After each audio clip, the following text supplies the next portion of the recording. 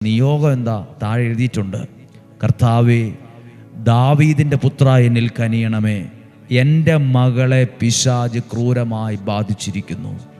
മകൾക്ക് വേണ്ടിയുള്ള പ്രാർത്ഥനയായിട്ടാണ് വന്നത്, മക്കൾക്ക് വേണ്ടിയുള്ള പ്രാർത്ഥനയായിട്ടാണ് വന്നത്. പ്രിയപ്പെട്ട മാതാപിതാക്കളെ, നിങ്ങൾക്ക് നിങ്ങളുടെ മക്കൾക്ക് വേണ്ടിയുള്ള അനുഗ്രഹത്തെ നേടിയെടുക്കാൻ നിങ്ങളുടെ പ്രാർത്ഥന കൊണ്ട് പറ്റും.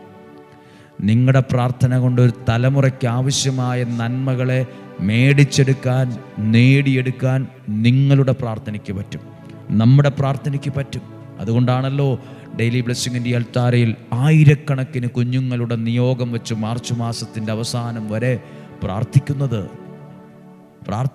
അതിനൊരു കാരണമുണ്ട്. ആ സ്ത്രീയോട് യേശു പറഞ്ഞൊരു വാക്കുണ്ട്, നിന്റെ വിശ്വാസം വലുതാണ്. അതാണ് 28-ാമത്തെ വാക്യം. ഒന്ന് നോക്കിക്കേ, വിശുദ്ധ മത്തായിയുടെ സുവിശേഷം 15:28.